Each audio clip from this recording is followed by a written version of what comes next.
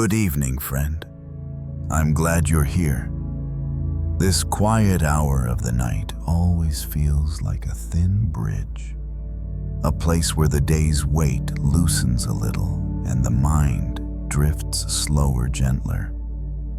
So settle in, breathe softly, and welcome to another biography for sleep. A quiet place where history is told in a warm, low voice meant to guide you toward rest as much as toward understanding.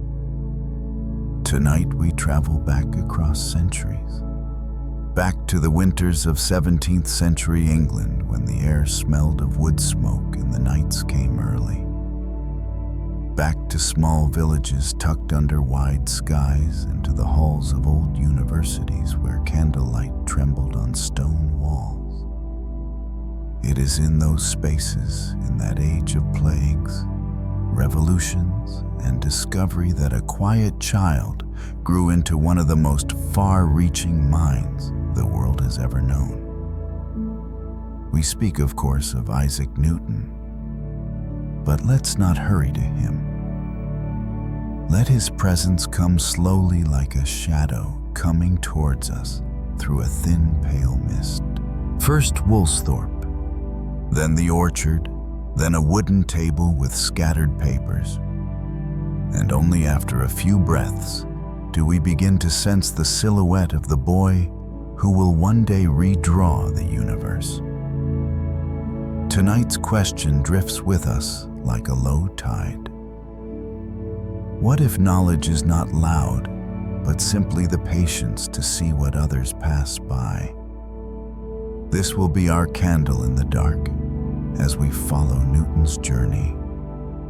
Through childhood storms, through the loneliness of early study, through the trembling years of plague, through the fire-lit experiments that revealed the secret colors of light, and into the long, thoughtful evenings of his later life.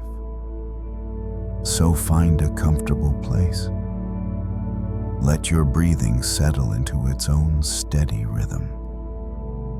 And as the day winds down and the world outside softens into shadow, let's begin the story of Isaac Newton together. If you find comfort or insight in these night journeys, feel free to subscribe, share your thoughts, or leave a gentle comment below. It helps this quiet community grow. Now, let's begin. Chapter 1. A child born in the east wind. The wind of late December swept across the low hills of Lincolnshire. It moved softly like the long exhale of a land drifting into sleep. Inside a small stone house in Woolsthorpe, a candle was lit in the cold of night. Its flame trembled against the gray walls as if searching for a reason to stay. In that fragile glow, Isaac Newton entered the world. He was born on December 25th, 1642, according to the Julian calendar, in the dead of winter. His body was so small that the family feared he might not survive the night. His father, Isaac Newton Sr., had died 3 months earlier, leaving a hollow quiet in the house. His mother, Hannah Ayscough, held him close to her chest as if she were gathering the most delicate things she had ever known. Beyond the walls, England staggered through the unrest of civil war. Yet in this room, there was only the faint breath of a life just beginning. By the candlelight, the mother's shadow stretched long across the wooden floor. Her face still carried the sorrow of a woman newly widowed, though her eyes softened when they fell upon the tiny child, trying to breathe steadily. No one spoke of destiny. No one imagined that this frail infant would one day write lines strong enough to turn humanity's understanding of the universe. In that moment, there was only a tender life wrapped in wool and held within its mother's warmth. The objects on the table still bore the dust of farm work. The smell of straw, of wool, of cold wind drifting through the cracks of the door filled the room. Woolsthorpe in 1642 was a quiet place. No machines, no restless streets. Only misty fields and dirt paths lead toward the village. The world beyond might have been shifting, yet this corner of England remained untouched. In that stillness, a small child slept beneath thick blankets, slowly opening his eyes to the earth.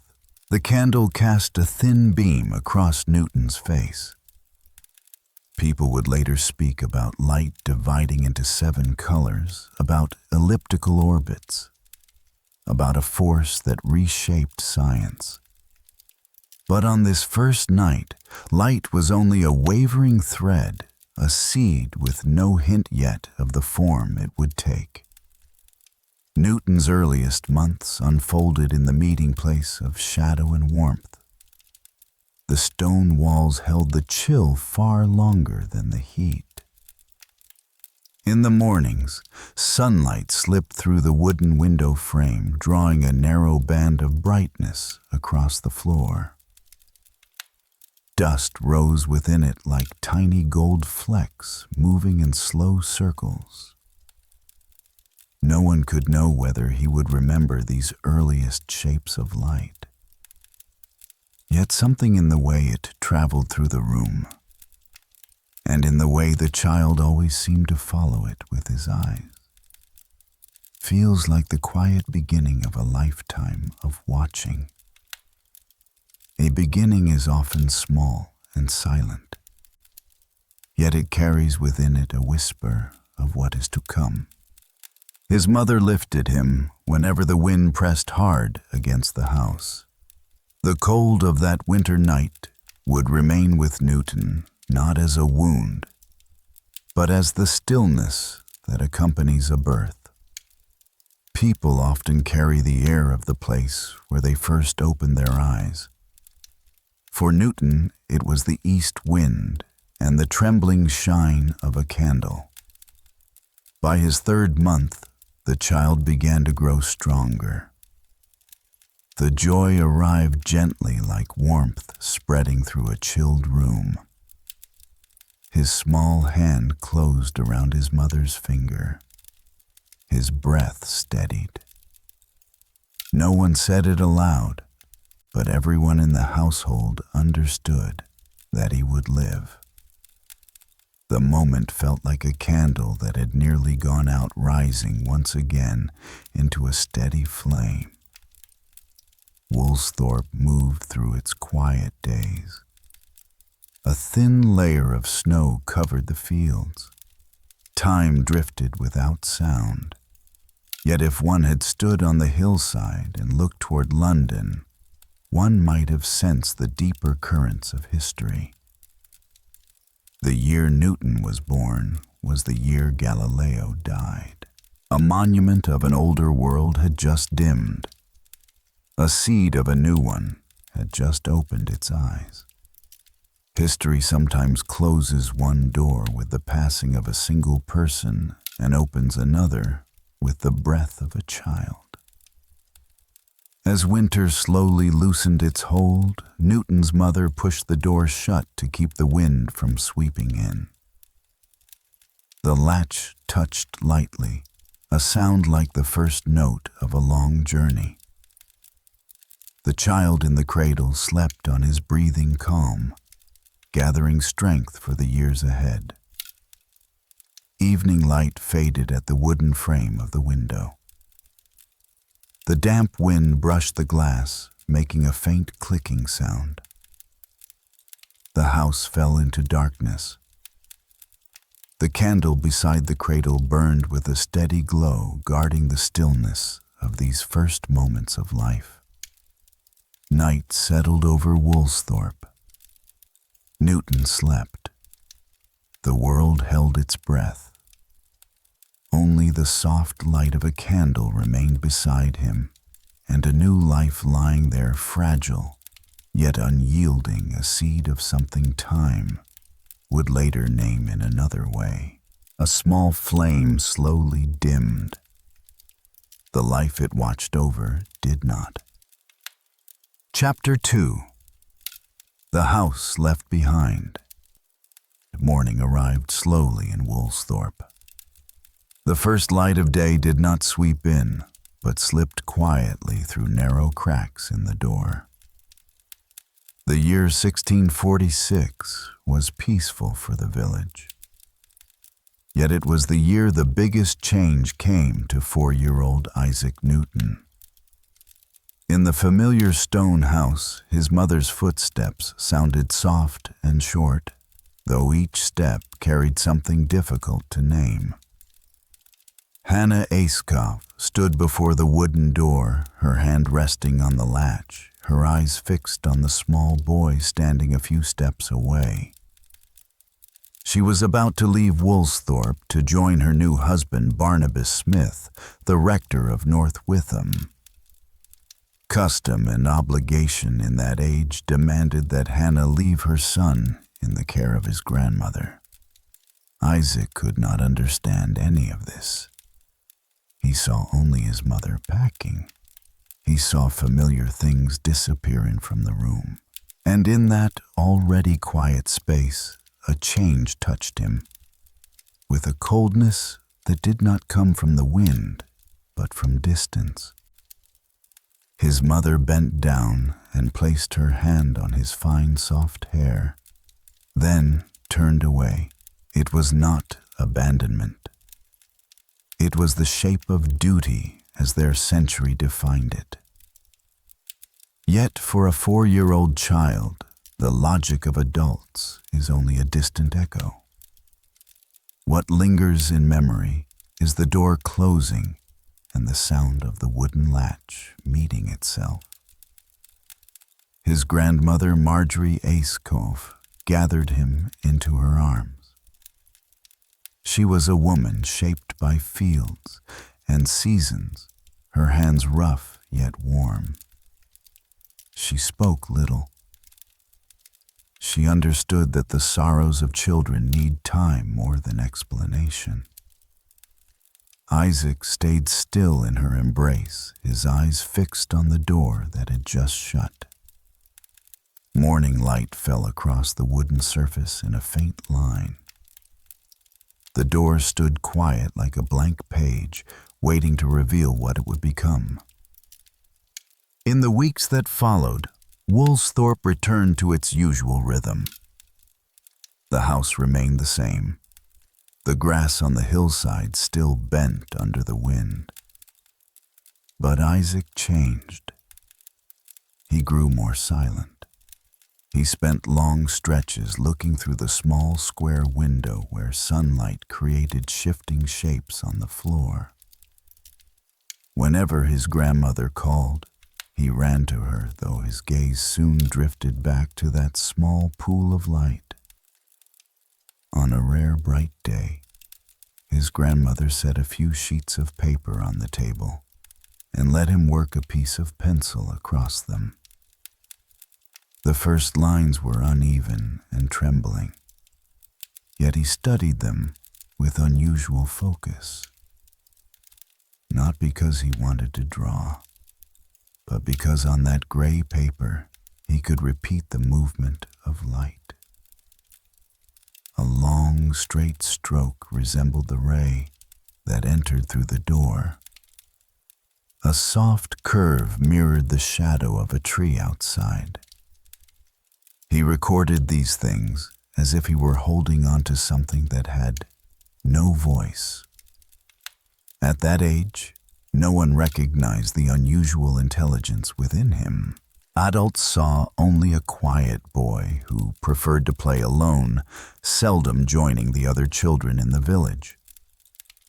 A few noticed that he often chose places where the light slanted through the roof and tilted his head as though measuring something with his eyes that others glanced at and forgot. The 1640s were years in which rural families in England lived by the land, the seasons, and the shifting sky. The unrest of London or Westminster did not reach this countryside.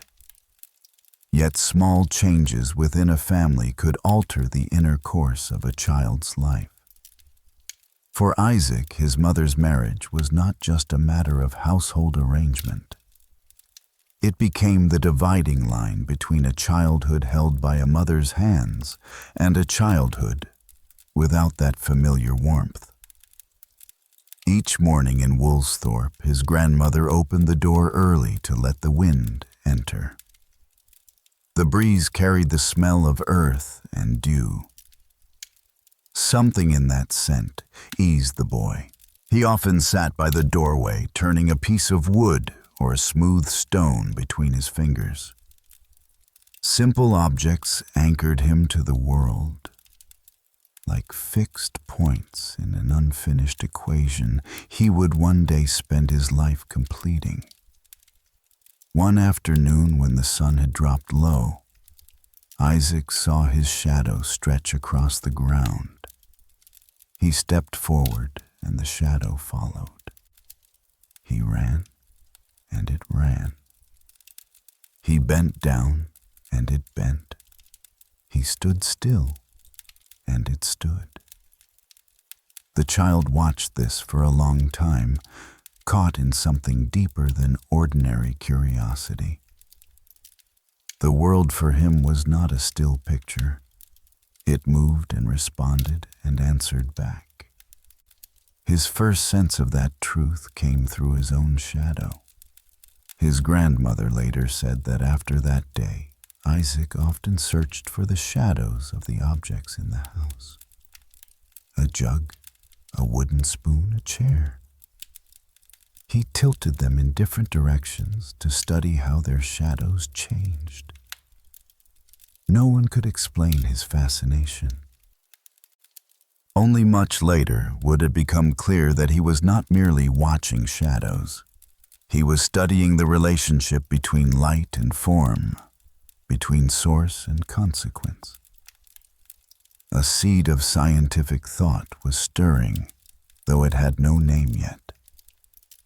Each night when his grandmother lit a candle, Isaac sat nearby watching the trail of wax as it fell. The flame never held its shape. It leaned with the wind, with the movement of people, with the smallest shifts in the room. He watched the flame as adults watch a secret, not because it was beautiful, because it refused to stay still. Day by day, Isaac grew accustomed to life without his mother. The emptiness of the beginning gradually became a natural quiet. He learned to lean on his grandmother, on the small objects in the house, on light and shadow, on the sound of wind outside. The house was not merely a place to live. It was the first world that taught him about existence and change. Late in the summer, his grandmother found him standing on the threshold, looking toward the fields. He did not run or shout. He stood still, as if listening to something only he could hear. The sky was thin and the wind soft. Long grass moved in layered waves. He reached a hand into the open air as if touching something unseen. No one knew what crossed his mind. Perhaps in that moment, he sensed that the world stretched far beyond the small yard of this home. The door still closed each night when the cold came and the latch still sounded softly. But for Isaac, that sound no longer carried the meaning of separation. It was simply the voice of another day ending. He grew beside that sound, beside the candlelight, besides the slant of the sun across the doorway, besides the silence, And from that silence, Isaac Newton stepped into the next years of his life, slow but steady, as if every small thing in this house were quietly preparing him for a path he himself could not yet see. Chapter 3. Small Machines in the Loft. Morning arrived that year in Woolsthorpe with a thin and quiet light. The stone house rested as still as ever, yet in the small loft above the stable, something was moving. Isaac Newton was about 12. He had grown used to a life without his mother, used to the steady arms of his grandmother, used to silence. But the loft was another world. Here he did more than watch. He made things that could move because he willed them to. Dust always drifted from the old beams overhead. A square window cast a slant of light across the room. Within that pale beam, one might have seen Isaac bending over a table made from rough planks. The boards were mismatched and uneven, yet they held the beginnings of his ideas. He was fastening a thin cord to a small wheel he had built himself, a wheel taken from some discarded object in the storeroom. His hands moved slowly and surely, as if every motion were an experiment. At Grantham School, Isaac was not a standout in games. He was quiet and hard to approach, yet back at home in the loft, he seemed entirely different. Here he built models of the things he noticed in daily life. A small windmill, a water clock, a wind-driven wheel. Each object is made entirely by hand, without instruction or diagram. He only watched, thought, and made. Some days the wind swept strongly through the loft window. The tiny wind wheel fixed at the corner of his table began to spin at once. Isaac watched it for a long moment. His face held no obvious smile, yet his eyes carried something close to joy. He stored away the feeling of the wind, the trembling of the wooden blades, even the faint sound they made. He did not yet know that he would someday write the laws of motion. At this age, he only wanted to understand why the wheel turned as it did. His grandmother sometimes climbed the stairs to see what he was doing. She stood at the doorway, flower still on her hands. She did not understand the contraptions he made, yet she allowed him to go on. She saw something in his gaze that convinced her this loft did him more good than any game out on the fields.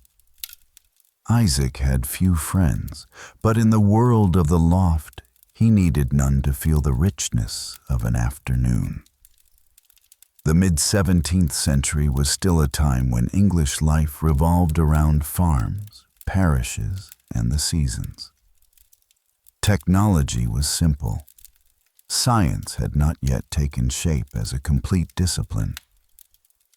But seeds of new thinking were emerging in larger towns, where the works of Descartes and Galileo were passed from hand to hand. In Grantham, the little school library held a few rare books. Isaac liked to sit by the window reading whatever he could find. Those printed lines were like streaks of light that opened a different realm, a place where explanations began, with observation rather than doctrine. One afternoon, Isaac paused in his work and looked outside. The sun had fallen low. A ray entered the loft through a small hole in the roof. In that narrow beam, the dust drifted slowly, each particle hovering in the still air. He passed his hand through the light. The dust curled and spun.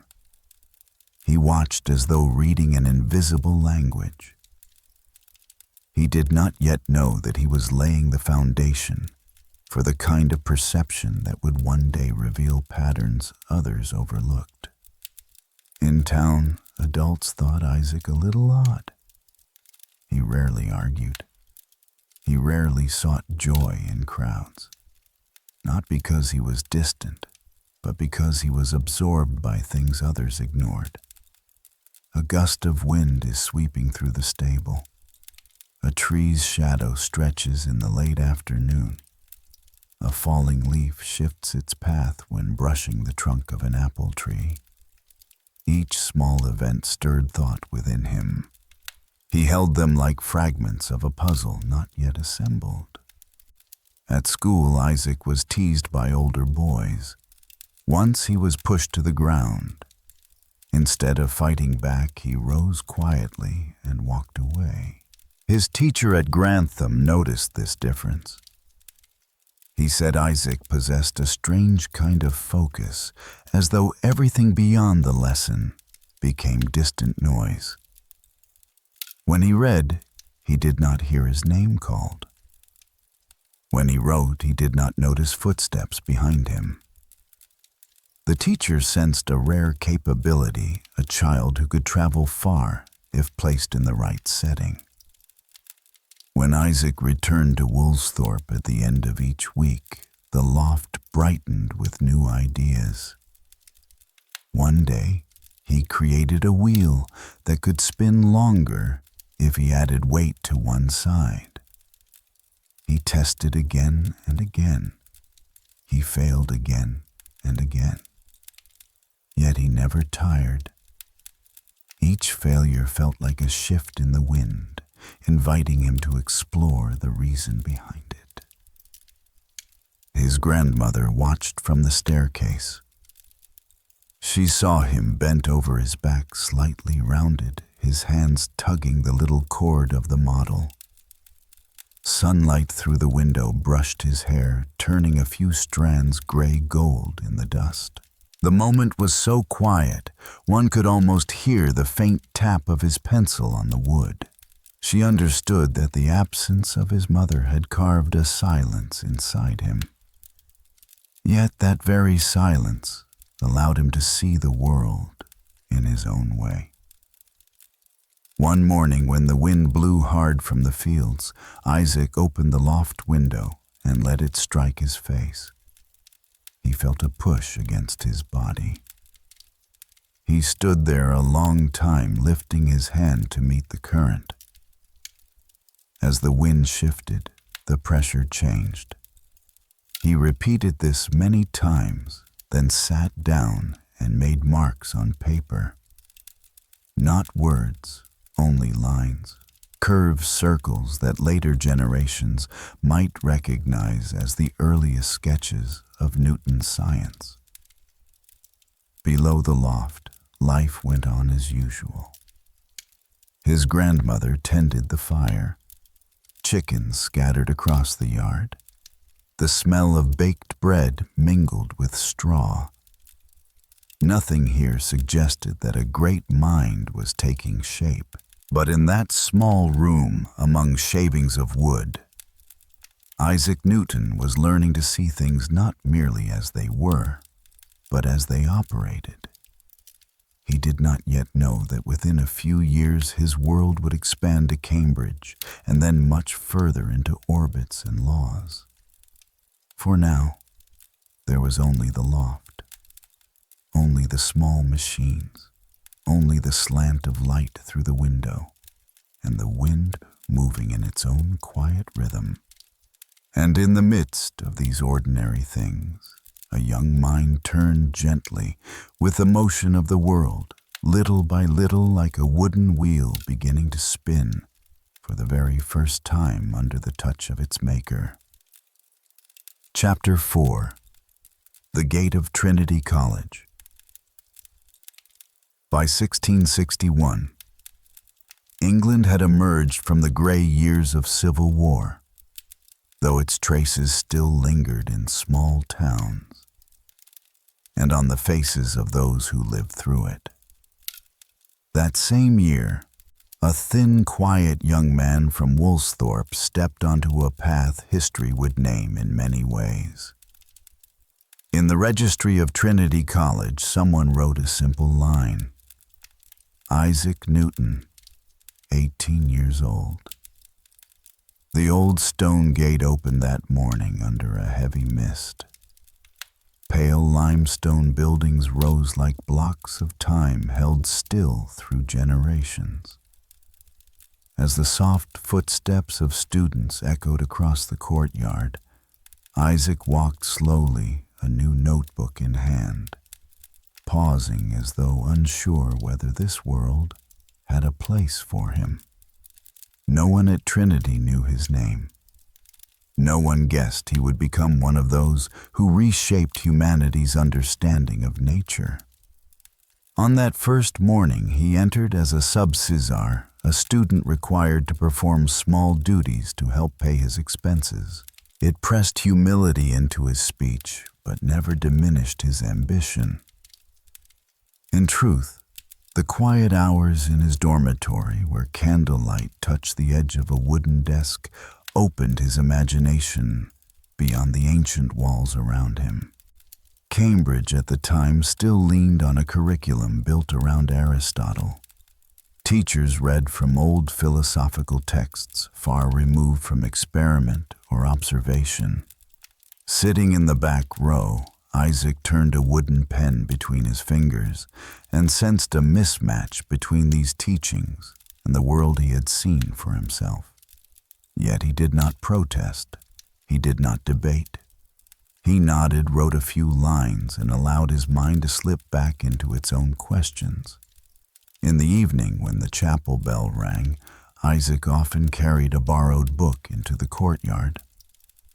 At first, these were scattered copies of Euclid. Later, he found translations of Descartes, then works by Galileo and the notes of Boyle. He read them as if drinking water he had long been denied. No professor guided him.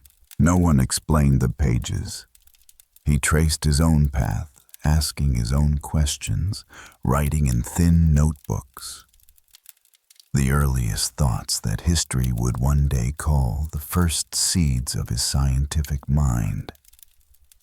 Outside wind brushed along the long stone arcades with a sound like a distant sea. Moonlight spilled across the still water of the college pond. Isaac liked to sit near it. The moon formed a broken ribbon on the surface. A single touch of his fingertip disturbed the line at once.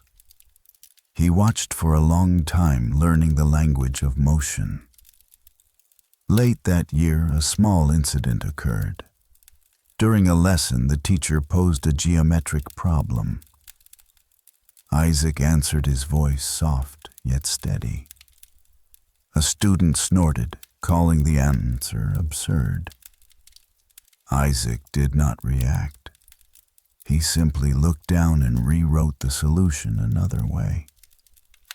When the teacher checked it, he nodded. The other student fell silent. But Isaac cared nothing for winning. He felt only the quiet satisfaction of a thought, finding its way into clarity. Sometimes he wandered from his room through the stone corridors. The old columns carried the cool breath of night. Beneath his feet lay the worn marks of centuries, like lines of history without words. Here scholarship mattered. Here anyone could enter deep thought if they stayed long enough. Isaac sensed that truth instinctively, and because of it, Trinity became a place where he felt a steadiness he had never found, even in Woolsthorpe. One night, as strong wind stirred the leaves in the courtyard, Isaac opened a new notebook at his desk. On the first page, he wrote a simple Latin title: Questiones quaedam philosophic. Certain philosophical questions. He did not know that this thin booklet would become a turning point, the place where his thinking first stepped out of the old frameworks and moved toward the ideas that would later help explain the motion of all things. In that small room, the candlelight cast his shadow on the wall. Long and slightly tilted, he could not see the future. Yet at Trinity, for the first time, Isaac sensed that every door might yield to a question, and he carried many questions. Late at night, the wind eased from the stone passages of Trinity. Isaac set the notebook down and blew gently on the candle. The flame folded into a soft line and vanished. Darkness filled the room, leaving only a trace of moonlight at the window. Outside the courtyard lay still like a blank page. And Isaac Newton remained there for a moment longer in the quiet between two breaths, as though preparing to step into the next questions of his life. Chapter 5. A Quiet Rebellion Against Aristotle. There were mornings at Trinity when Isaac Newton awoke with the sense of a soft thread tugging somewhere in his mind. Not a fully formed thought, only a subtle urging that made him open a book before the sun had reached the courtyard. That quiet rhythm whispered that the world could not be understood solely through ideas believed for centuries. And from that whisper, the day slowly revealed itself. In the great lecture hall, students sat in long rows beneath a dark wooden ceiling. The professor read passages from Aristotle's writings on nature, his voice steady and unhurried, as though all essential truths had already been written. The students bent over their notebooks. The air carried the safety of routine. But at the back of the room, Isaac sat upright, his hand resting lightly on the page, his eyes fixed on the narrow space between the professor and the board. He listened, but he listened through the silence of a growing doubt. Something in Aristotle's account of motion left him unsettled. The world he saw through the window did not obey such rigid categories. A falling object did not return to its natural place. A beam of light was not merely the passage of some invisible substance. He had no evidence to argue with, yet he held a quiet, persistent intuition. It was the same instinct born from childhood years, watching wind-shift shadows tilt across floors and moonlight ripple on the surface of a pond. One afternoon, when the other students had left, Isaac remained in the classroom. The last light of day stretched a long band across the stone floor. He opened his notebook and wrote a few lines. Not a rebuttal, only small observations. A question about motion, a supposition about light, a symbol for force. He did not know these notes would one day underpin a lifetime of thought. He knew only that he could not stop writing. Through Trinity's ancient corridors, people often saw him walking slowly, studying cracks in the stairs or patches of light on the wall. He was not avoiding others. His mind was simply elsewhere, immersed in thoughts no one had spoken aloud. It was a rebellion carried in stillness, not sound. One midday, during a discussion of an old axiom about inertia, an older student laughed at Isaac's attempt to explain motion. Isaac did not answer. He rewrote the solution in the margin, shifting the order of the steps, then let the teacher inspect it. The teacher touched his shoulder, a brief gesture that told Isaac his effort was seen. But he felt no pride, only a lightness, as though a door had opened a fraction. Autumn nights in Cambridge were longer than he ever expected. After dark, he lit a candle, sat at his wooden desk, and read Descartes once more. The pages smelled faintly of age. The italic letters leaned slightly. He read slowly, carefully, then rewrote each idea in his own manner. No one knew how long those nights lasted.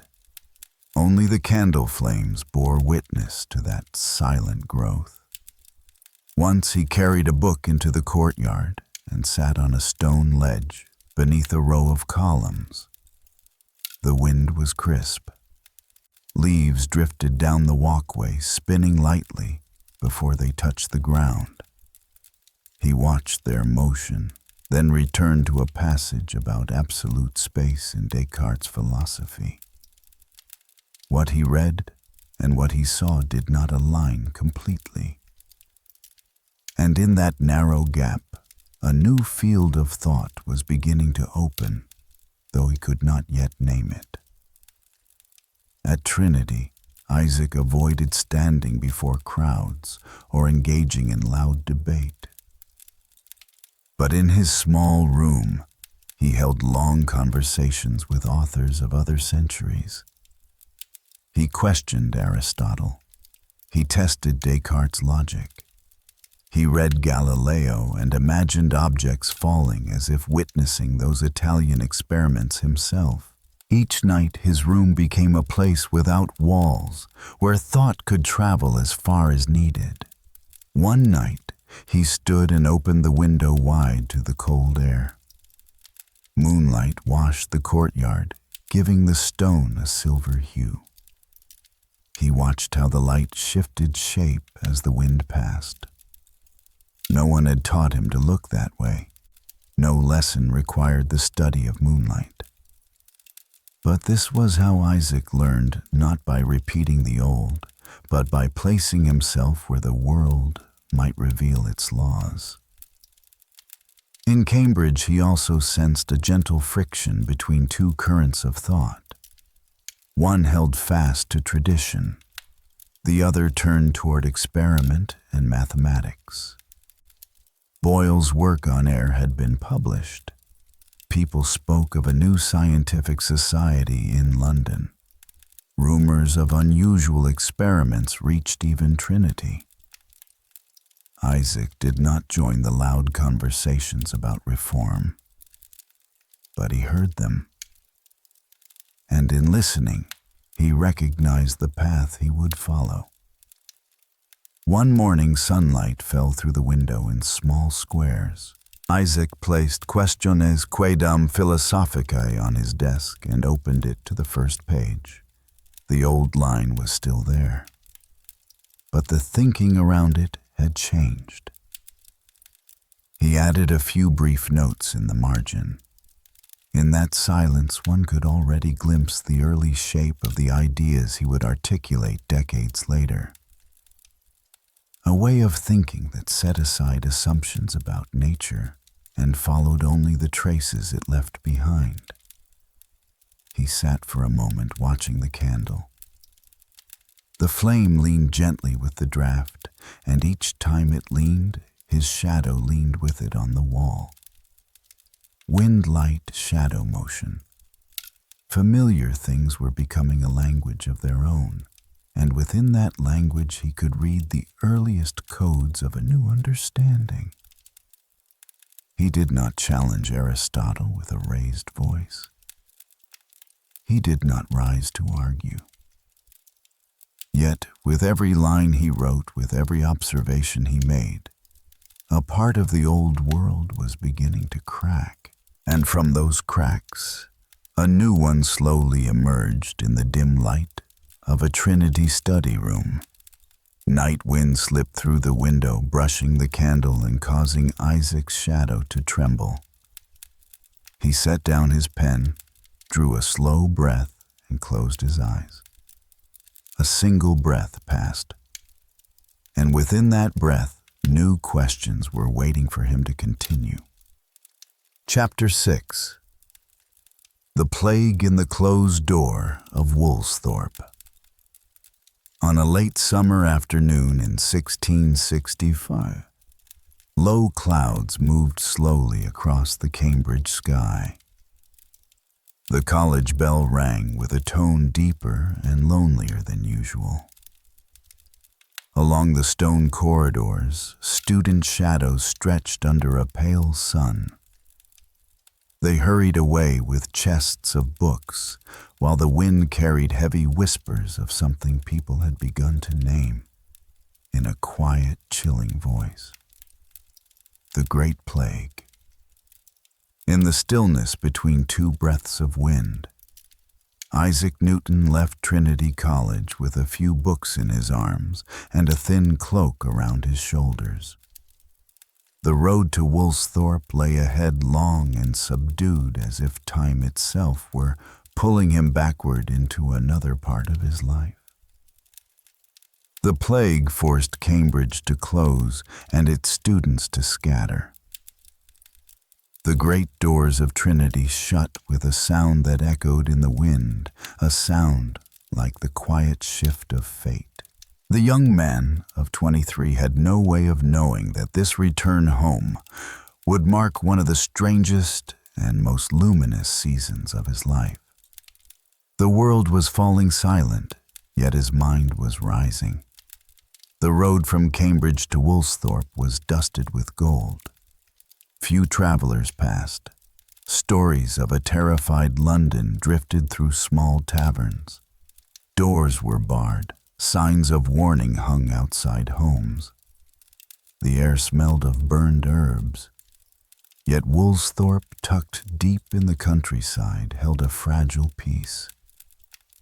When Isaac reached the house, only the clatter of chickens and the wind brushing the stone roof greeted him. The wooden door opened without a sound. The old family house stood empty and familiar, as though waiting for him to return and resume the thoughts he had left unfinished in Cambridge. Everything was as it had been. Stone walls, narrow windows, a cold hearth. But he saw it all through different eyes. Cambridge had just closed behind him, and the house now felt like a hollow set into his life so he could settle and breathe. In those first mornings, he walked the garden, studying the shadows of trees, the lines of sunlight falling through the branches of the apple trees, not seeking inspiration, only trying to regain a rhythm after months of lectures, readings, and silent debates inside his head. The world outside was shrinking in fear. But within Isaac, something was unfolding in ways no one could witness. He spent long hours in the small room beneath the roof. The door shut, candlelight low. A blank sheet waiting. No noisy lessons, no old philosophy. Only the presence of questions not yet formed. Falling objects, light, motion, pull. These hung in the air like dust motes, waiting for him to watch long enough to trace their paths. One afternoon, the wind drifted down from the hills, carrying the scent of dry grass. Isaac stepped into the orchard. The breeze stirred the branches of the apple trees. A single apple fell softly to the ground without a sound. He watched it for a long while. There was no flash of revelation, only a simple motion, straight and steady. Yet its simplicity drew him back inside to write down not an answer, but a question. What makes a body fall? Why is the motion so even? How do earth and sky seem bound by an unseen cord? In the stone house light entered each afternoon in long bright bands. He followed those bands with his eyes, like someone seeking the rhythm of the world. One day he placed the glass prism he had brought from Cambridge directly into that beam. the light broke into bands of color, vivid yet quiet. In the dim room, the colors hovered like suspended breaths. He said nothing. He did not write immediately. He only looked. And in that looking at another layer of the world opened. In the evenings, he sat at his wooden table. Wind at the window bent the candle flame. He wrote the first lines of the calculations that would later be called the method of fluxions. He did not know this was the early form of calculus. He did not know he was laying the foundation for a new branch of mathematics. He only tried to express motion in numbers. The wind is moving, a shadow tilting, an apple falling. Simple things are becoming problems to name in symbols. Sometimes the room grew too dark and the wind blew the candle out. In those moments, Isaac sat still in the blackness for a few seconds, not waiting, not thinking, simply sensing the silent space around him. Then he relit the flame and continued his writing, his experiments, his questions. His focus became a closed door with its latch drawn tight, keeping him inside, removed from the noise of a world trembling with disease. One rainy day, thunder muttering far off. Isaac sat by the window, watching droplets gather into long curves. They swelled, grew heavy, and fell. Another simple motion. He touched the glass, letting its chill enter his skin. Everything moved. Water, wind, light bodies. And a new sense formed in him, that all of it could be written in one shared language if one listened long enough. This house with its damp stone walls and scent of wet grass became his first laboratory. No fine instruments, no costly devices, only a prism, paper, ink, light, and time. The plague locked the world away, yet for Isaac it opened a quiet door. A door into the depth of thought no lively day in Cambridge could have offered.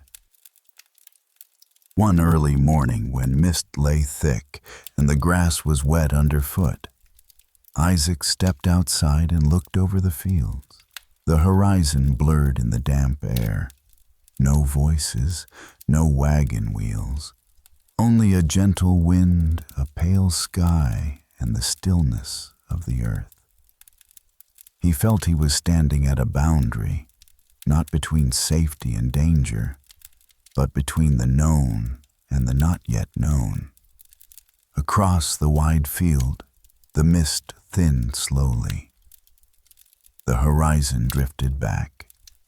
Isaac stood still, his eyes following a faint band of light pulling free of the clouds. No Cambridge behind him, no future yet in sight, only an open sky soft and waiting, as if ready to lead him toward a realm of understanding he had not yet learned to name. Chapter 7. The Miraculous Year of Light and Orbits. A small glass prism lay on the wooden table in the darkened room at Woolsthorpe. Its surface was cold clear and heavier than it appeared. When the first morning light touched it, a thin band of color emerged, trembling like the breath of a new day. Isaac Newton placed a fingertip against the prism and turned it slightly. The bands of color unfurled into a soft, silent arc. From something so small, a miraculous year began to open. The years 1665 to 1666 became a strange interval in Newton's life. The plague had closed Cambridge, yet it opened for him a private sky few young scholars would ever know.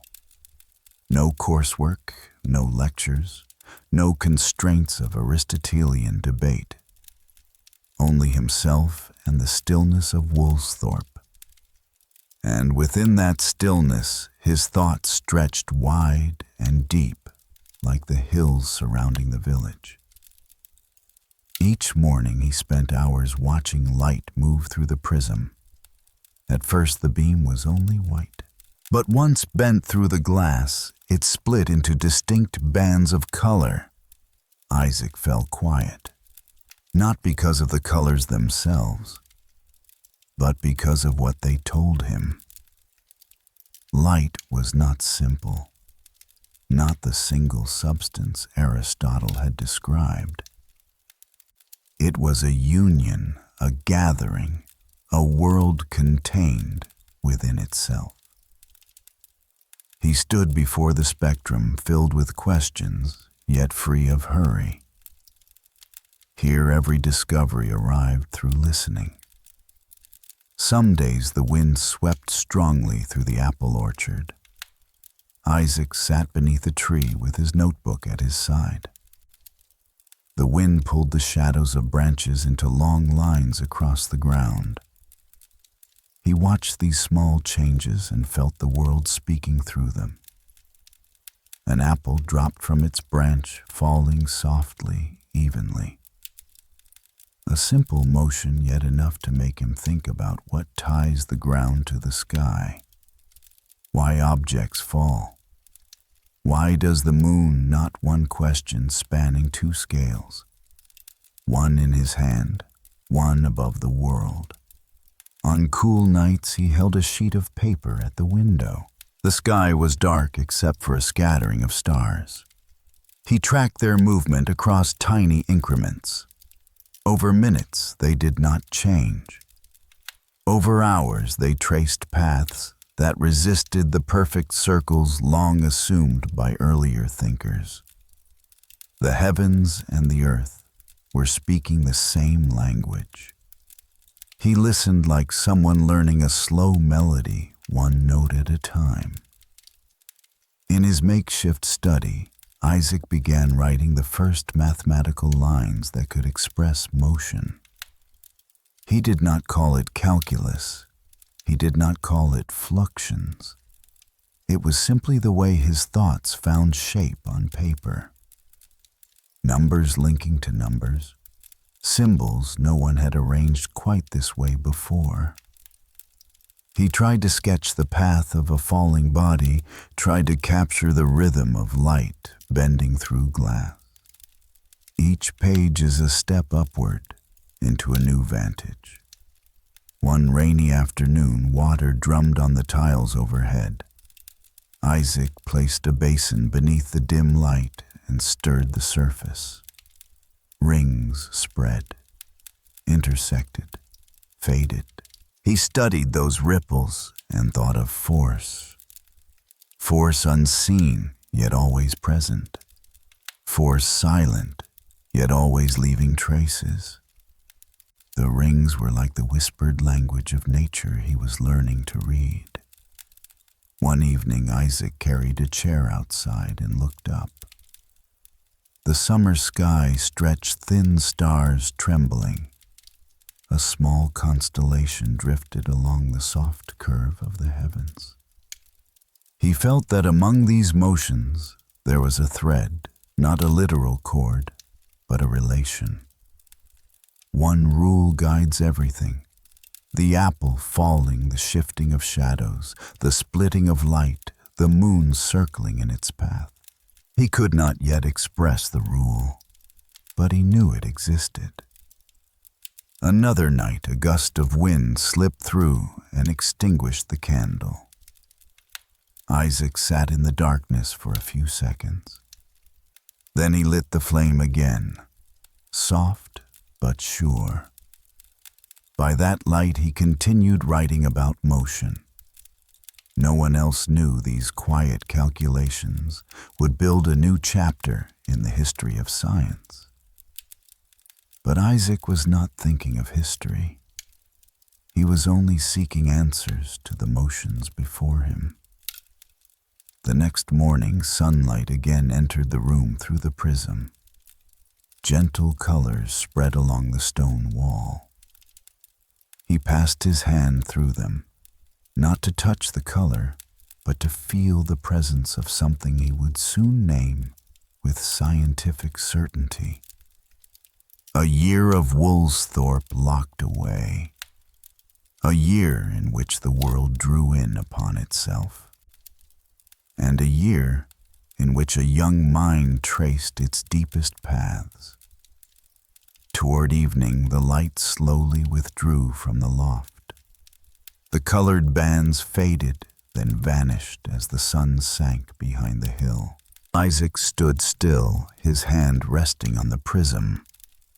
The room darkened, leaving only the faint whisper of wind through the door frame. And in that darkness, it seemed a new orbit was taking shape in his thoughts. Chapter 8. Return to Cambridge and the First Debates. In the years after the plague, people whispered that when Cambridge reopened, a young man returned who no longer looked like the student who had left. Some students said he spoke even less than before, walked faster, and carried notebooks thick as small blocks of stone. One teacher remarked that his gaze had grown farther away, as if he were looking through the blackboard into something moving very slowly in the air. They called him simply Isaac Newton. Cambridge in 1667 was easing back to life after long months of stillness. Lecture halls were unlocked. The sound of students' footsteps returned to the stone courtyards in a familiar rhythm. Yet for Isaac, the homecoming felt like stepping into an old world with entirely new eyes. Everything was recognizable, but nothing held its former shape. He carried with him the pages of Woolsthorpe lines, written in the quiet of candlelit nights. Symbols whose meaning only he understood at the time. In lectures, when Aristotle's theories were mentioned, Isaac sat still, tapping lightly on the edge of the desk. Not from impatience, simply the habitual tempo of someone thinking in a different key. He no longer felt confined within the old systems. His months in Woolsthorpe had taught him to see the world not as a set of fixed doctrines, but as a sequence of evidence unfolding. When the professor spoke of perfect circular motion, he remembered nights spent beneath the stars watching orbits that were not perfectly round. When light was discussed as a single simple entity, he saw the bands of color leaning across the stone wall at home. These memories became quiet voices in his mind, walking with him into every lesson. A few students, curious, asked him about his time in Woolsthorpe. Isaac only offered a faint smile and shook his head, not to hide anything, but because he knew few could understand what had happened in that dim room. The small experiments, the numbers, the long nights of candlelight, the hush of wind slipping through the cracks. To him they were not stories to tell. They had become part of his body, a new cadence settling into his life. Around this time, Cambridge began speaking often of the Royal Society in London. Experiments with air. New intellectual discussions are rising like weather fronts. A scientific atmosphere is taking shape in England. Some professors told Isaac that the city was changing, that knowledge was becoming more dynamic. He listened from the margins.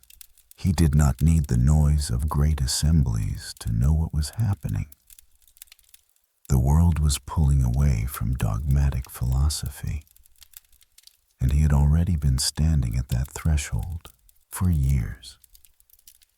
In the evenings, Isaac sat in his old dormitory room, reading through the pages written in Woolsthorpe. Notes on fluxions, lines about color, curves he had drawn to express the motion of falling bodies. He reread them, sometimes correcting a small stroke, sometimes adding a brief remark. On the paper, his ideas lay beside one another, like shards of a mirror. Each fragment reflects a piece of understanding gathered through those long months of solitude. As days passed, Cambridge became familiar again. Each morning, he walked the stone corridors. Wind moved through the arches with a soft, blurred tone. Isaac loved that sound. It reminded him of Woolsthorpe, as though whispering that the deepest knowledge often rises from stillness, not from lecture halls or crowds. One day in a mathematics session, Isaac sat beside an older student. The student noticed Isaac's notebook and asked a few questions. Isaac answered briefly and sketched several equations. When the student saw how Isaac described motion with symbols he had never encountered, he fell silent. The teacher nearby happened to glance over and paused for a few seconds.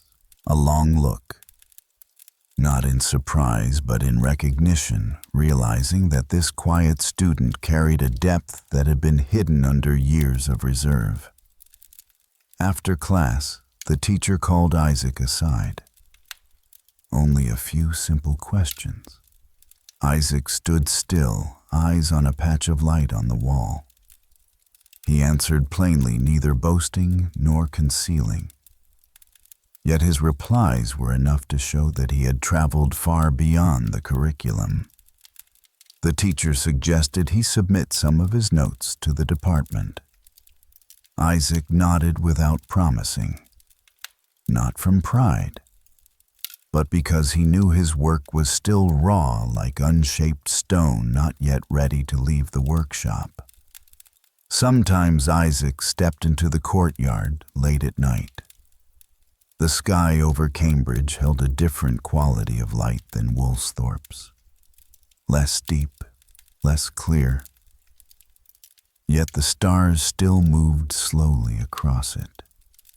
He watched them and remembered the quiet nights of his home village, the shifting wind on the hills, the colors breaking through the prism, all of them threads woven into a widening tapestry he was only beginning to see. On another evening, Isaac carried a sheet of notes to the kitchen, where firelight flickered against the wall. He reread a problem on motion, then folded the page. He knew he had returned to Cambridge carrying something no one could see. A system formed from solitude, from the hush of plague season, from nights of study so long the candle became a faithful companion. Within the old stone of Trinity, those thoughts were beginning to open outward, not through argument, through the depth of the pages themselves. Cambridge settled into the night, the last windows dimming in the lecture halls. Isaac stood before the empty room, listening to the wind pass through the stone columns. One thought rested quietly in him. Some knowledge grows only when a person has walked through a quiet region of their life. Chapter 9. Hooke and the Shadow of the Scientific World.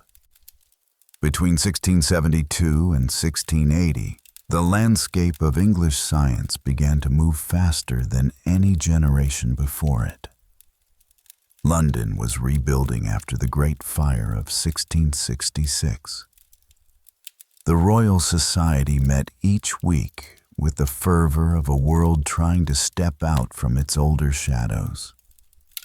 And within that current, two names brushed against each other: not with light but with a field of sharp, uneasy edges. Isaac Newton and Robert Hooke. After the publication of Light in Colors in 1672, Newton became the center of English optics. At first it was an honor, but soon the letters of opposition began arriving like small needles. Hooke, then curator of experiments at the Royal Society, wrote the sharpest ones. He claimed Newton's experiments were incomplete. He argued Newton misunderstood the nature of light. And in Hooke's voice one could hear the pride of a seasoned experimenter who sensed a newcomer venturing into his territory. In Cambridge, Isaac received those letters in silence. His door stayed closed for long hours. Candlelight flickered on yellowed paper, while outside the town moved slowly like water through a narrow channel. He read each line, set the letter down, then lifted it again. Hooke wrote directly, briefly, as if tearing away a veil from Newton's thinking and forcing him to return to older views. Yet each time Isaac read them, he felt the boundary lines in his mind shift not outward but inward, as though something were constricting. Hooke's intelligence was sharp and worldly. He viewed nature with the speed and certainty of a man trained in experiment. Newton viewed it through layers of quiet watching, long writing, and avoiding argument. Their differences did not create dialogue. They created a gap neither could cross. Between these two minds, the letters became a measuring stick of distance, growing longer with each exchange. When the Royal Society asked Newton to demonstrate further experiments, he hesitated. The Woolsthorpe notebook lay open, its slanted handwriting like an old breath still lingering. Isaac sat at his table, palm resting on a sheet of paper, listening to the wind slip through the cracks.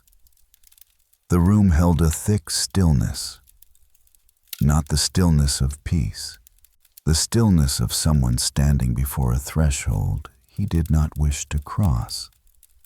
He knew that explaining more would widen the debate, invite more voices, and force him to stand where the light fell straight on him without a shadow to retreat into. Hooke's next letters softened even less. He insisted Newton misunderstood refraction. He argued Newton underestimated the role of vibration in light. At times he hinted that Newton's results might be illusions of his instruments. Though written in a scientific tone, beneath the surface ran a thin current of rivalry. The Royal Society was a small space. Names, alliances, frictions, everything echoed clearly in a meeting room with a low ceiling and the scratch of pens on minutes. Newton began to feel Cambridge was no longer the refuge it had been. At night, walking across the courtyard, the wind dulled by stone walls, he looked up and saw the faint light of oil lamps in the professor's rooms. Yet he did not enter. He returned to his cell-like chamber. The door closed. A long stripe of shadow lay across the floor like the breath of someone tired. The excitement of publication was gone. In its place, a muted sense of being watched, as though Hooke's eyes followed every line he wrote. One afternoon, Isaac stood over the reflecting telescope on his table. He touched the metal surface. It was cold and firm. The light that returned to his eye did not waver. In that moment, he wondered why experiments remained so quiet, while people made enough noise to blur the truth. The thought unsettled him, not in doubt of himself, but in weariness at how knowledge must pass through human voices before it is believed. Through 1675, Newton continued working, but published less. His notebooks thickened. His outgoing letters thinned. Hooke remained a looming presence at the Royal Society, where experimentalists favored direct challenge and vigorous dispute. Newton stayed outside that circle. He watched from a distance belonging to neither side. Not because he lacked the strength to argue, because he refused to stand on ground that trembled beneath him. By the end of the 1670s, Newton's relationship with the scientific community had turned cold, not through open hostility, but through silence, compressed in each letter exchanged. He appeared less often at discussions. His door at Cambridge remained closed through most of the day. Candlelight leaked through the crack and cast a thin line across the stone floor. Students passing by sometimes remarked that they heard no sound from his room, only the light and the quiet. Hooke from London continued to write, continued to challenge, continued to urge Newton to explain more. But in Cambridge, Newton placed those letters in a separate drawer, leaving them unanswered. He knew some truths could not be spoken easily, and some thoughts matured only in a region without argument. As the day ended, Cambridge faded into pale blue stone. Newton's door shut and its shadow stretched across the floor. Within that shadow, the Woolsthorpe notebook lay open, its pages catching the soft breath of candlelight. Outside, the scientific world argued loudly. Inside, a solitary mind gathered itself, preparing for a turn no one yet knew was near. Chapter 10. Halley and the Door Leading to the Principia. Some afternoons in Cambridge carried a very gentle wind, the kind that made Isaac Newton remember the grassed hills of Woolsthorpe, the soft arc of an apple falling the curves he once sketched by candlelight on a wooden table. The memory was old, but still held a glow. And on a day like that in 1684, the memory of Woolsthorpe brushed against Cambridge through the arrival of a young man with bright eyes and a quick, eager stride. Edmund Halley. Halley had not come to Newton for courtesy or reputation. He had come with a question stirring all of London. If the planets do not move in perfect circles, but in ellipses, as Kepler wrote, what force holds them in their paths? Halley and two colleagues, Hooke and Wren, had debated that question for months. Yet they still lacked a clear answer. And when Halley heard Newton once mention a force varying with the inverse square of distance, he set out for Cambridge. Newton received Halley in a small room where light fell through the window in a thin, steady line. Loose pages lay on the table. Symbols rested at the margins of an open notebook. The air carried Newton's familiar quiet, not heavy, but deep like water in a well. Halley asked his question. Newton listened. For a long moment he said nothing. Then, in a voice almost gentle, he replied that he had already calculated it, and the planets would indeed follow elliptical paths if the force varied inversely as the square of distance. Halley froze. Even the wind at the window seemed to pause. Not because the answer was too great, because it had been spoken with such simplicity. Halley asked to see the proof. Newton searched for an old sheet, then stopped, unable to find it. He said he would write it again. That calm certainty gave Halley the feeling that he had just opened a door into a much larger chamber of thought, a place no one else had stood. In the weeks that followed, Halley returned to Cambridge. Newton handed him new pages of demonstration.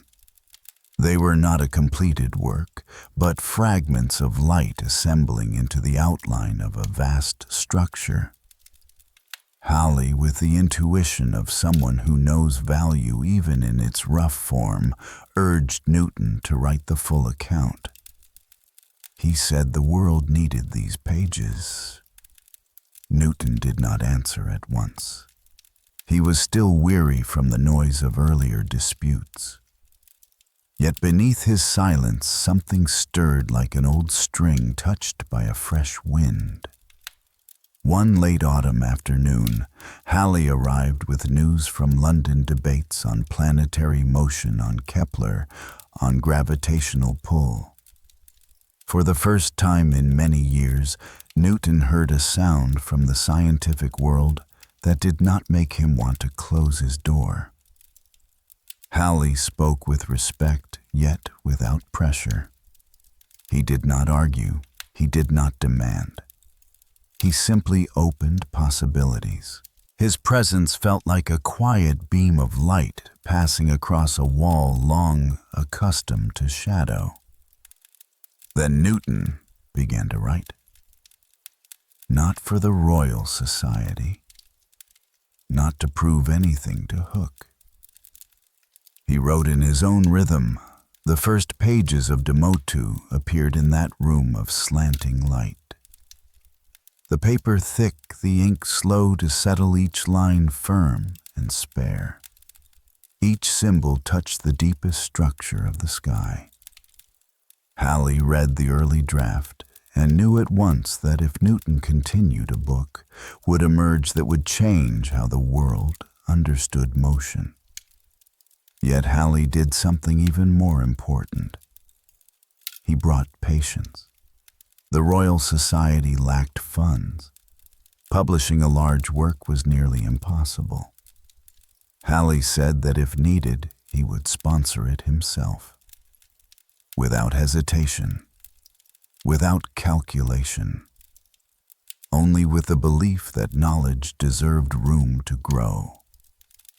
For Newton, it was as if someone stood shielding his candle from the wind. Through 1684, Newton worked in near total silence. Meals were forgotten, sleep shortened. Cambridge sometimes glimpsed him only as a shadow passing down a corridor, carrying a scribbled page inside his thick notebook. People remarked that Newton's eyes held a new light, no longer the light of argument, but the light of an idea moving from darkness into day. Halley kept returning with notes and quiet questions. Newton kept writing. Chapters on circular motion, on force, and on the solar system began to fit together like stone slabs of an ancient structure he was uncovering. Neither man knew how close they were to the Principia, but both sensed something nearing fullness. One night as Halley left Cambridge, the wind swept along the low rooftops, carrying the fading sound of footsteps leaving the door. Isaac remained still in his room, looking at the unfinished manuscript. He placed his hand on the thick paper and felt the pulse of a century waiting. In that moment, Woolsthorpe returned like a soft light along the edge of memory. The apple, the orbit, the gentle curves of an earlier year. Night settled over Cambridge in a pale glow. On the table, the first draft of De Motu lay open like a small doorway toward the sky. Newton looked through the narrow window. The curve of the darkness stretched beyond the horizon. and from the farthest reach of his gaze, a new boundary of thought was rising, shaping the book he had not yet named. Chapter 11. Principia, the hidden order beneath disorder. Some ideas arrive in light, others arrive through pressure, through years of deep, sustained quiet, through nights when Newton sat before thick pages that felt like thin slabs of stone, watching each new line appear as if carved into the surface. What filled him then was not the pride of someone approaching greatness. It was a weight as though the universe had placed into his hands, a form he was required to lift with the full precision of his life. Out of that inner gravity, Philosophiae Naturalis Principia Mathematica began to take shape. Trinity College in the years 1685 to 1687 felt quieter than usual. Not because there were fewer students or fewer lectures. Cambridge understood that in a room lit by a slow candle, Isaac Newton was doing something no one else could do, reassembling the logic of motion from the fall of a stone to the paths of planets. Halley traveled to Cambridge regularly, bringing small notes and encouragement without pressure. He read each page Newton offered and found in it a rigor so tight it felt hewn from rock. Some pages held only equations. Others held rare paragraphs, short and sharp. All of them breathed with a steady, unwavering rhythm. In the early manuscript, Newton explained circular motion, centripetal force, and the fall of heavy bodies. But the more he wrote, the more the book expanded like a sphere. Ideas from Woolsthorpe returned apples, the moon orbits not quite round. He realized these were not fragments. They were a closed system bound by one consistent thread. Universal gravitation did not arrive like a struck spark. It arrived like confirmation after years of noticing the small things, the drop of an object, the bend of a path, the timing between motions. Sometimes Newton paused and looked out the window into the wind. The town lay still. Thin mist draped the rooftops. Outside seemed a kind of disorder. Clouds drifting, leaves falling, figures crossing the courtyard. But when he returned his eyes to the page, disorder turned to arrangement. Everything could be explained by simple, strong, consistent laws. The realization soothed him for a moment, then pressed on him again, as if the knowledge were larger than any words he could place on paper. Halley felt differently. He watched Newton write and saw genius rising line by line. He moved between Cambridge and London, bringing news to the Royal Society. But the society was struggling. Its funds could not support the printing of a massive book. Halley did not hesitate. He told Newton he would finance the publication himself. His voice was quiet, but it formed a bridge that let the book step into the world. Without Halley, Principia might have remained a manuscript in a dim room, read by only one man. By the winter of 1686, the manuscript neared completion. The shape of Principia grew clear 3 great books. The first lays the foundations of motion. The second is concerned with resistant media. The third carries the laws into the heavens. Newton worked day and night, often forgetting meals and losing sleep. He no longer cared about Hooke's opinions. no longer listened to the noisy letters from the Royal Society. He listened only to the inner current and to the physical world beyond the window, two streams flowing together like water over stone. When he wrote the laws of motion, Newton did not highlight them. He wrote calmly as though they had always existed, and he was simply placing them on paper. The first law read like an extended breath. The second is like the pulse of all mechanics. The third, like a quiet symmetry, is still immense. No sentence announced their greatness, but the thick pages carried a weight that Halley recognized the emergence of a new era in physics. By the spring of 1687, the final manuscript was complete. The air in the room felt heavier. Isaac laid his hand on the bound pages, and in that gesture lived months of fatigue, but also the lightness of a river finally finding its channel. Halley lifted the manuscript and stepped into the corridor. A pale blue sky opened ahead.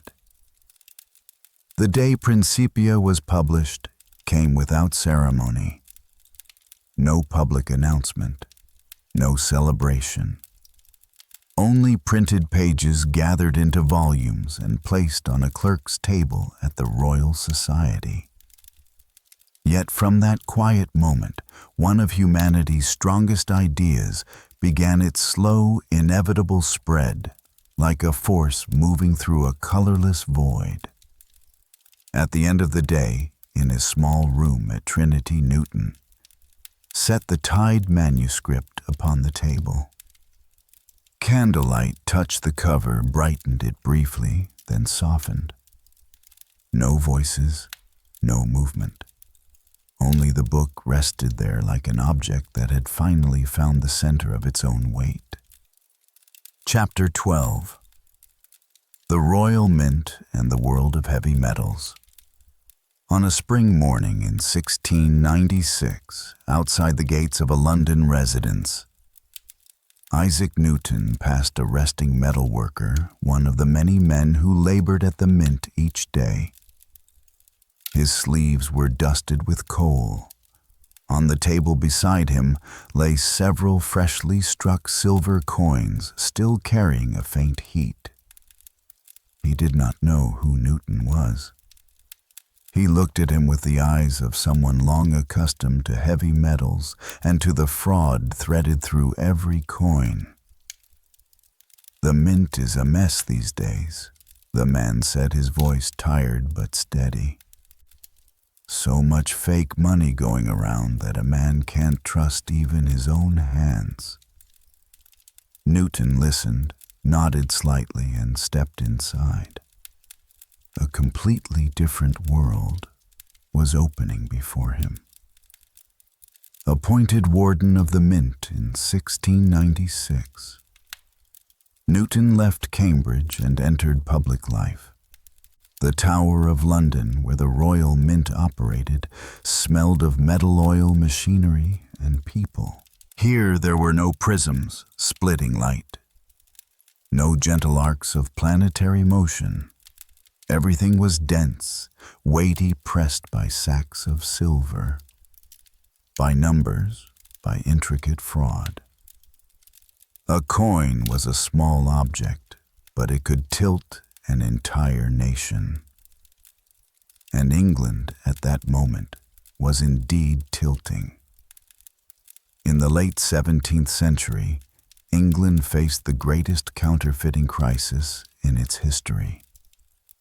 Silver coins were clipped, filed, thinned.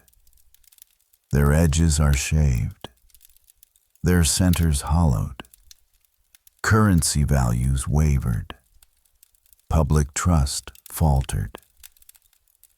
Newton entered the mint not as a scholar, but as an official entrusted with a task both heavy and precise: repair a system decaying in many places.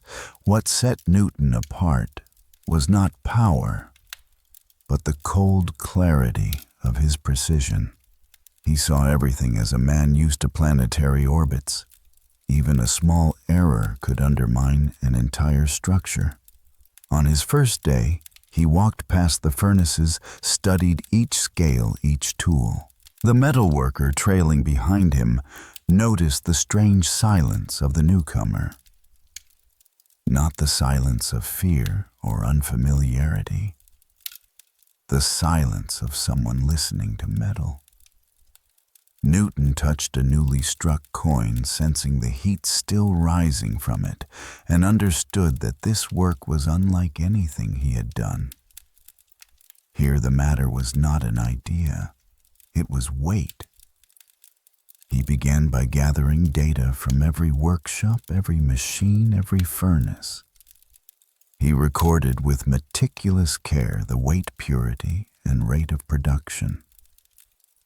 Some evenings he remained at the mint long after dark. The glow of the furnaces cast a slow orange light on the walls. From the far end of the corridor, one could see only Newton's silhouette bent over stacks of papers, like a surveyor measuring a landscape worn thin. It did not take long for him to realize the problem was not merely mechanical.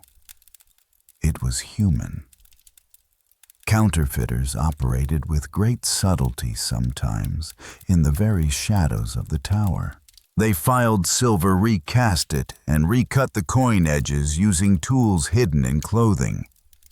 Some acted out of poverty. Others are out of greed. Newton did not judge. But he saw one truth clearly: without order, the entire system would collapse under the weight of coins whose edges had been lightly stolen. In 1699, Newton was appointed Master of the Mint, the highest office in the institution. His responsibilities widened.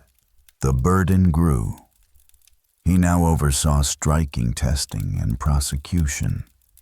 Several counterfeiters were caught because he traced clues almost invisible: the curve of an edge, the scratch of a file, the rhythm of a cut. He followed them with the calm precision of someone tracking the path of a body in a mechanical experiment. During those years, London was a city where every sound was thick. Horses clattered on stone, dies slammed in the foundries. Vendors called through the streets. But to Newton, these noises were only background. He lived in a small room near the mint, carrying with him the solitude he had learned in Cambridge. By day he pursued cases and monitored the machinery. By night he read reports as if they were equations filled with noise. Some nights, people saw him leaving the mint very late, walking the corridors of the tower. With even steps, head lowered, hands clasped behind his back. The ground was damp and cold, but his pace was steady, a familiar count. During trials, Newton spoke little. He placed evidence on the table: tiny fragments of silver, faint cuts, subtle markings along the rim of a coin. The judge looked, understood, and nodded. Such evidence weighed more than any accusation. Newton did not wish to see anyone punished. But he knew the stability of a currency was the foundation of a nation. A truth as heavy as silver itself. The work of the mint deepened Newton in a new way. No more colors splitting into bands, no expanding universe. Only metal people and systems need balance. He learned that science did not live only in the sky.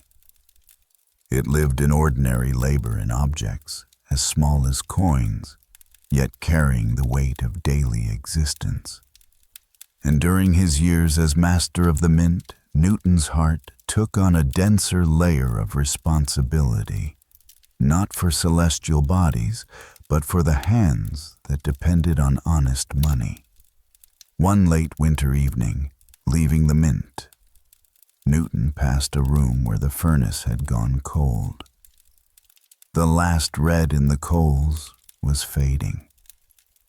On a table lay a few newly minted coins, softly shining. He looked at them and placed his hand on one. It was still warm. In that warmth, he felt the pulse of a city trying to steady itself. And he knew that his work, heavy as it was, mattered. Night settled over the tower in a thin shade of black. A silver coin lay still on the table. The final edge of light slid across its rim and disappeared. No hammering, no flame, only a quiet holding the weight of a nation slowly regaining its balance through the simple, honest contour of a properly rounded coin. Chapter 13. The Years of Optics and the Calculus War. At the dawn of the 18th century, England stepped into a bright new age of science, one filled with promise, yet crossed by fine fissures. The Royal Society grew crowded. The voices of geometers, opticians, and astronomers echoed through its weekly meetings. But amid all that noise, a single book was forming. In deep quiet, settling slowly, like a bead of metal cooling after it leaves the furnace. Opticks. And at the very same time, another debate, persistent and restless, spread from chamber to chamber, from London across the European continent, the long conflict over calculus between Newton and Leibniz. After Principia, Newton spent many years devoted to the Royal Mint. Yet in the rare stillness between duties, he returned to light the companion he had never fully left since the Woolsthorpe days. Optics was not written in haste. It was a thick sediment, laid down over years, drawn from early prism trials, from quiet observations of diffraction and color. Each page held the weight of dozens of experiments, hundreds of hours watching light slip through narrow slits and thin slices of glass. The Royal Society, meanwhile, burst with arguments. Some followed new advances in mechanics, others dove into experiments with electricity. But to Newton, light remained an incomplete territory. Early in 1704, Opticks went to print. There was no great commotion yet. Within its pages lay a vision of light not merely as a phenomenon, but as a trace of nature's hidden order. He described light as streams of tiny particles, explained dispersion and refraction, and charted the faint color rings that hovered on the surfaces of lenses. His voice was steady, low, and sure, the voice of someone who had watched light move through many layers of space. But as optics entered the world, another dispute was quietly swelling. Not in laboratories, but in letters, the controversy between Newton and Gottfried Wilhelm Leibniz over the origins of calculus. Both men had developed this new mathematical instrument in the late 17th century. But the question of who invented it first began to seep into scholarly conversations. Leibniz had published earlier on the continent. Newton, though he had shaped the ideas years before at Woolsthorpe, had been slow to release them.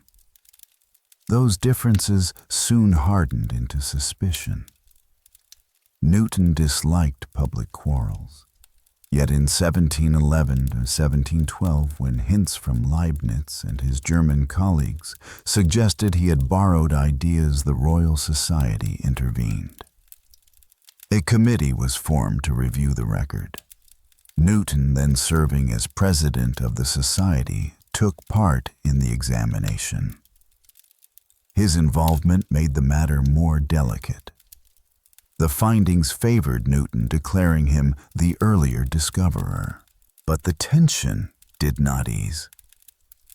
London during those years grew more crowded. Narrow streets echoed with merchants' footsteps, with the exchange of scientific news, with the rustle of papers in small study rooms. Though occupied with the responsibilities of the Society's presidency, Newton still stole time for his workroom, where lenses and glass plates waited in their patient stillness. He did not write to rebut. He wrote to understand. He reread old notes, held prisms to the window, and saw that light kept its rhythm regardless of argument. Leibniz, far away among the intellectual circles of the continent, wrote endlessly as well. Letters from both sides occasionally appeared on the desks of Royal Society secretaries. Newton read them with carefully concealed calm. He did not hate Leibniz. He simply did not want knowledge dragged into the noisy currents of power and prestige. Yet the buzz around calculus grew. It entered tea gatherings, formal meetings, and quiet corners, a thin smoke that would not disperse. By around 1714, Newton withdrew further. Not from fear, but from a sense that the deepest ideas require shelter from excessive sound. He did not seek to escape the controversy, only to enter a quieter interior space where he could listen again to light and to the language of numbers. Opticks became the place where his most mature reflections were laid down not to win, but to illuminate a world through the clarity of its own light. One late afternoon in 1716, as he stepped out of a Royal Society session, Newton paused before a window pane. Light passed through the glass, changing angle, shifting color. He watched the bands of brightness and felt again that they obeyed laws indifferent to dispute. In that clean instant, Newton sensed the original rhythm knowledge is meant to reveal nature, not to divide credit. Evening descended softly over London. The last light withdrew from the glass, leaving a muted hush. And within that hush, the pages of Opticks seemed still to breathe slow, long, and steady. Chapter 14. The Theological Pages and Alchemical Manuscripts. No one saw, people would later say, that in the early 1710s, when servants entered Newton's quiet London room, they sometimes found not orbital diagrams or Royal Society reports on his desk, but thick sheets of densely written notes, lines packed so tightly they looked like a forest of characters. Not mechanics, not optics, but parallel columns of biblical passages cross-referenced with chronological annotations. Beside them lay formulas for alloying metals, alchemical symbols, and furnace instructions. This was Newton on a different side of his life, a side few of his contemporaries understood. And if they knew of it at all, they knew it only through rumor's shadow. After enduring years of dispute and public duty, Newton gradually withdrew from the outer spotlight. He was still president of the Royal Society, still master of the mint. Yet, in the long London evenings, He stepped into a region of knowledge that was both personal and unusual: theology, prophecy, and alchemy. The pages he wrote were not meant for the public, not for colleagues. They seemed written for one reader, only himself. More than 1.3 million words of theological manuscripts, layered like geological strata. No one knows exactly when he began. Only that in the final decades of his life, he dwelled in them more than in any other field. In those manuscripts, Newton tried to align sacred books, reconstruct human chronology, and trace events he believed time had partly obscured. He did not read Scripture to deny faith, nor to accept it uncritically. He searched for logic beneath symbolism, as though ancient verses held a mathematical rhythm the world had not yet heard correctly. And so his pages brimmed with dates, correlations, and decoding methods. Much as he analyzed an orbit, Newton sought to uncover the underlying structure of religious and historical motion. Alchemy to Newton was not the occult pursuit people later mocked. It was a search for matter at its deepest level. Born in an age when the borders between chemistry and alchemy were still porous. He kept detailed lists of metallic compositions, symbolic notes on smelting processes and purification methods still debated today. But in all of it, one sees his consistency. Newton approached matter with the patience of an experimentalist. No mystification, no dramatic flourishes, just layer upon layer of trials seeking the essence of substance. London in those years was a city shifting between old and new carriages, crossing bridges, stone buildings rising, conversations folding through intellectual salons. Yet in Newton's small room, lit by a low burning candle, the world seemed quiet. A small metal mirror lay on his desk, dimly reflective. Newton sometimes looked into it to observe how light returned from its surface, as though the mirror agreed to keep his secrets. Many have wondered why Newton plunged so deeply into theology and alchemy. But when one looks across his entire life, the pattern becomes clear. The pursuits were not separate. From Woolsthorpe to Cambridge, from Principia to the Royal Mint, Newton searched for order. If not in orbits, then in light. If not in light, then in history. If not in matter, then in ancient scripture. He was not seeking mysticism. He was seeking coherence. And sometimes coherence lies in regions for which a generation has no language. Between roughly 1710 and 1720, Newton spent many nights writing. His theological manuscripts filled drawers tied with old cloth ribbons. His alchemical papers mingled with metalworking notes from his mint years. No one knew what he intended to do with them. No one saw him send them anywhere. Some later accounts suggest Newton wanted the manuscripts to remain silent, to prevent misunderstanding, to keep unfinished thoughts from creating needless noise. One late winter evening, rising from his desk, Newton looked at the candle burning low. Its small amber flame touched the edge of the metal mirror, drawing out a quiet streak of light. In that moment, he did not see a vast universe or commanding laws. He saw a tiny motion of light tilting a little, returning a little. A motion so delicate that it reminded him that the world, wide or narrow, contains layers of meaning that reveal themselves only when one moves slowly, and bows one's head. The candle sank lower still, leaving a fading gold on the mirror's surface. The reflection was no longer clear, just a thin streak of brightness.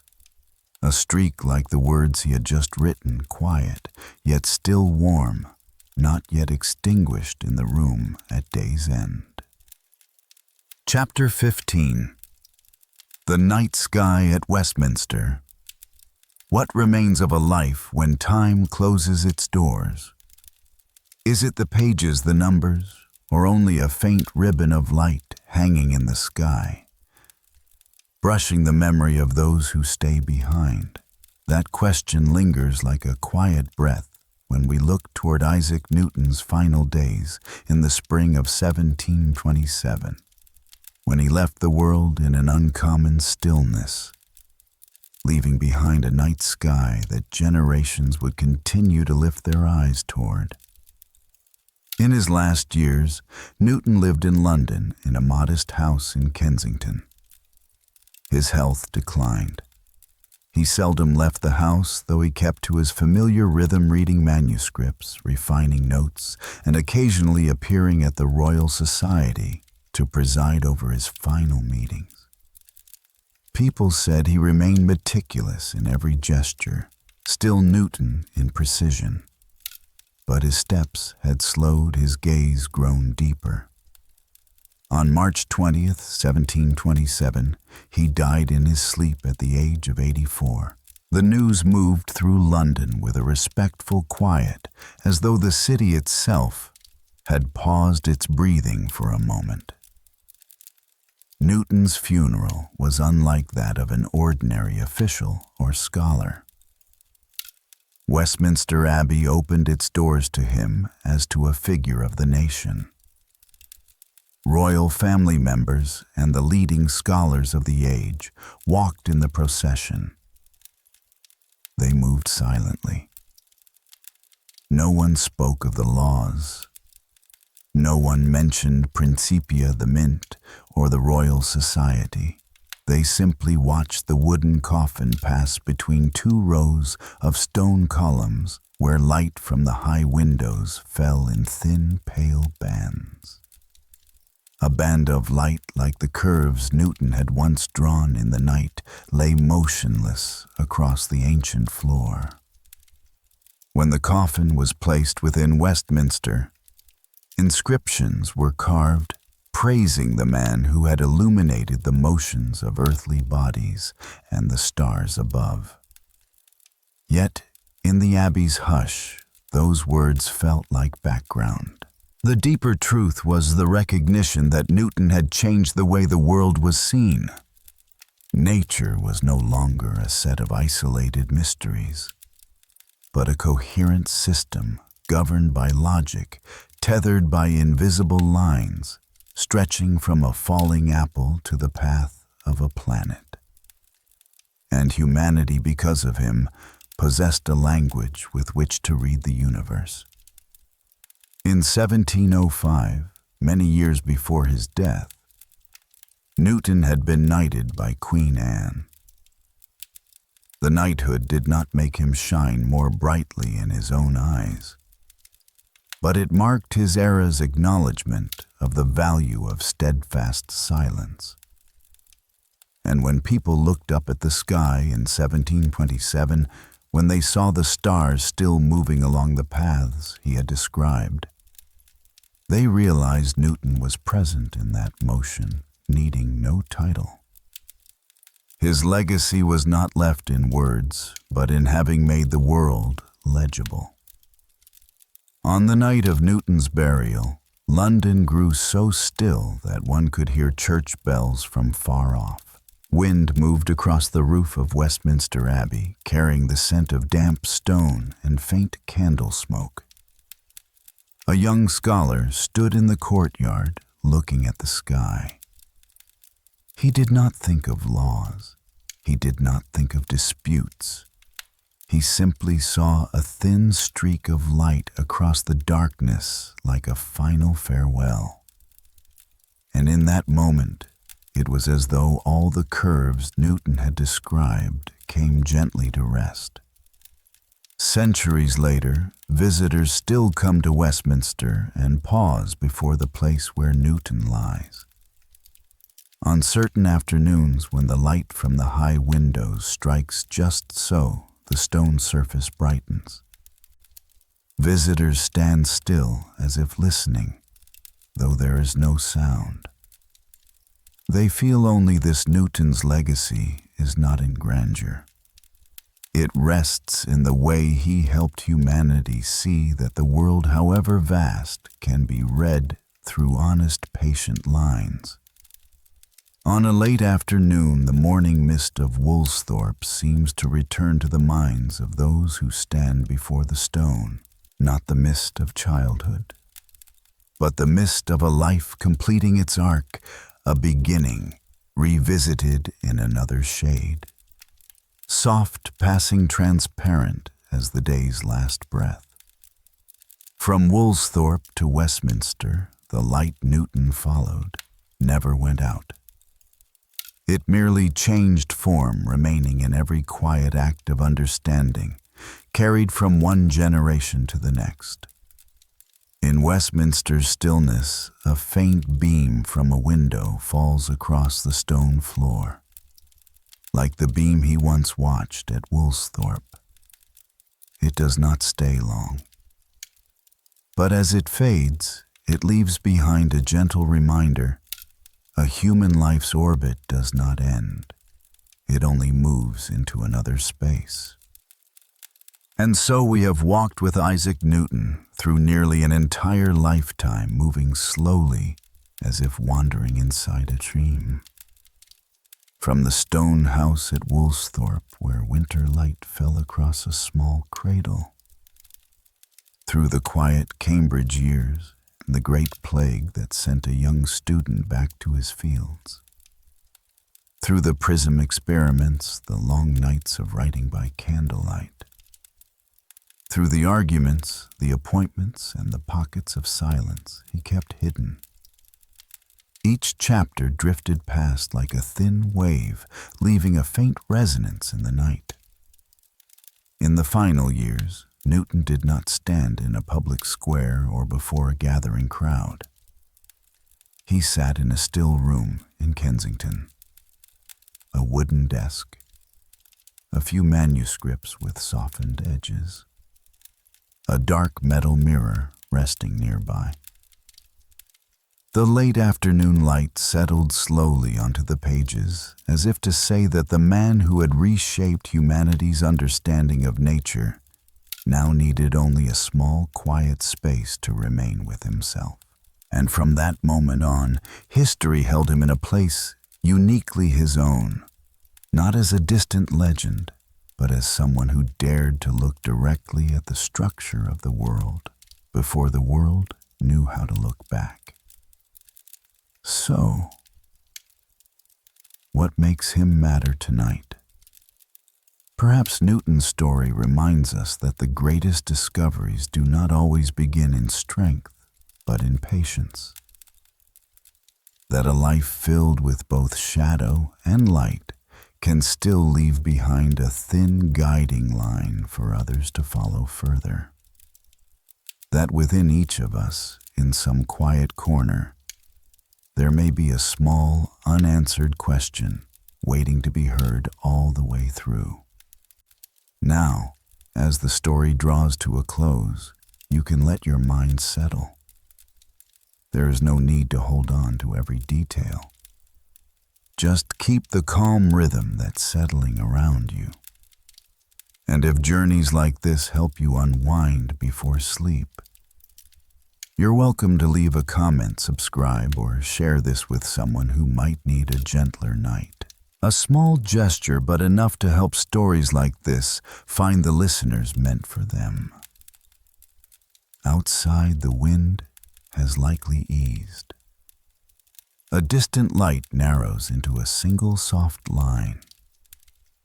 The room grows lighter, like a long breath released. Sleep well. Rest easy. Until next time.